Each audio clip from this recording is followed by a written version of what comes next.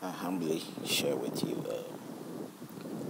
the same issues that sort of touches my heart, and I believe you and I will sort of see to the true picture that we intend to sort of reveal. As I said, is it not your religion or your religious beliefs or your religious stance or your moral standards, whichever way you might see it? Is it not the main reason why you sort of live the life that you live, how you embrace society? So it is not deniable to sort of use these things as the main causes of what our life decisions are based on. A whole sort of people in terms of country, or let's say institutions, have got these norms that they have to follow through, and they accept it as it is. Countries that are Muslim countries go by Muslim rules, and it becomes like a part of the laws that are there. Christian countries go by the Bible or the Christian rules, but that is not the case. You and I know that Christians don't follow through with the Christian Bible, neither does the Quran. The Islamic people follow through with the Quran. Then again, there are some things that they sort of hold to. They might not do, but they sort of give some high respect, or they try to make that presentation for people to believe that they do respect their religious beliefs. And that's how it is in all religious groups or in all religious countries, whichever way they are, whichever country they might be. So then I look at all these things and I realize that if a Christian country is in violence and there's so much civil war and all kinds of things, these things must be very much the roots of which the answers should be retrieved and looked into and talked about. You have to look to the areas of the religion of that country, what they believe, what they stood for, and then analyze and see what really the problem has triggered from. So why should we live life and be thinking that religion has nothing to do with the difficulties and the negativities that sort of causes us to be so violent to each other? Anyway, you might think that isn't the case, but I think that it certainly is the case. If you are supposed to put me on that stand or sort of questioning state, trying to figure out, I'm going to point out to you exactly why I think so. And there are so many evidence to it, so many things that I will link up to. Even though these same group of people will not be obedient to the rules and regulations, yet they are obedient in the terms of when it comes to receiving or a counsel or advice that has come through the same books that will sort of give them some assets to themselves. It's all about what people need right now to gain, to have something. If you are not getting anything, then they don't see the point of sort of trying to encourage or sort of promote wherever it is that, it might be. If a book hasn't got any benefit in it, why should they promote it? I have a video, I'm sort of putting out a video out there. If it's not beneficial to that person, why should they participate? And surely not many I can see are very much participating. Now, whether what I'm saying makes sense or doesn't make sense, or is it to do with my accent, I don't know, or to do with my color, I don't know. But whichever way it is, I say it anyway. Because there are a few who are participating, there are a few that are really truly friends from afar who sort of want to listen to what it is. But to be very honest, it's not about friendship that makes you listen to a friend. Basically, it's about you showing the sense of responsibility and maturity in your life in the terms of the society that you live. Are you a responsible person? Are you matured? Do you want to be matured to understand how things work?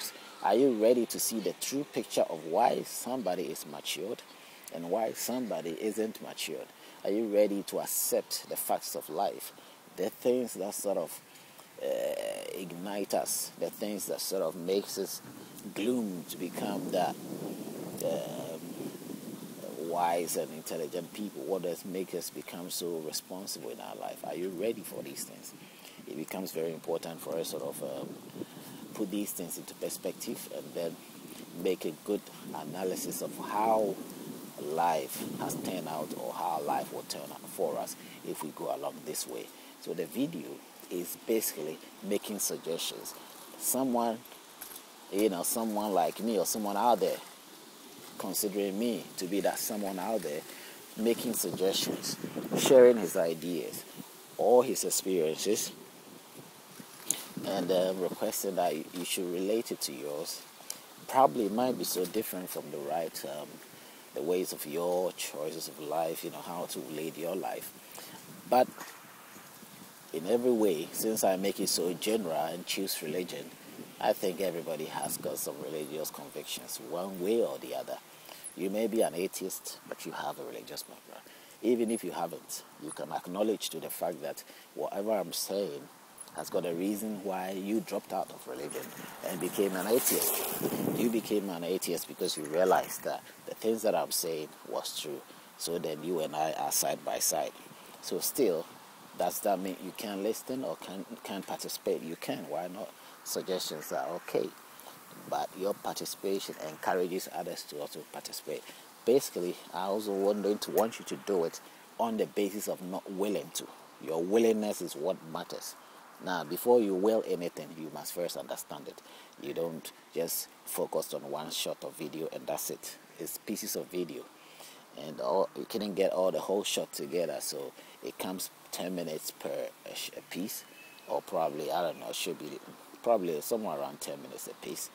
So you watch that piece, you watch the set piece, you go to video, more videos. You can watch the pieces up, following each other, numbered according to, the series that comes up. And you surely will get a clue because it's a continuous speech. Yeah, so that is the friendly, humble sort of advice I'll sort of put to. But then again, I also want to touch about a few moments that I had with a Jehovah's Witness, who sort of wanted to let me understand that Jesus Christ is here. I mean, Jehovah's Witnesses believe that Jesus Christ came in 1914. That is where he came. Now, in a sense, as I spoke to her, there was a time that another Jehovah's Witness was opening me up to the same sort of revealing story. And he came about telling me that he's actually here and he has seen him or something of that sort. But it wasn't very clear. But this time again, this woman or lady is trying to tell me that that he's here in a sense of in a spiritual state, that Jesus Christ is here spiritually, that he's coming, he has already come, and he's ruling. He's the one ruling the world in this particular moment. He's the one ruling. Now he also makes suggestions that they have a leaflet that he was issuing at and telling me that why is the world and the devil God is not has not taken away the devil or destroyed the devil, and the devil is around, some sort of leaflet explaining why to people.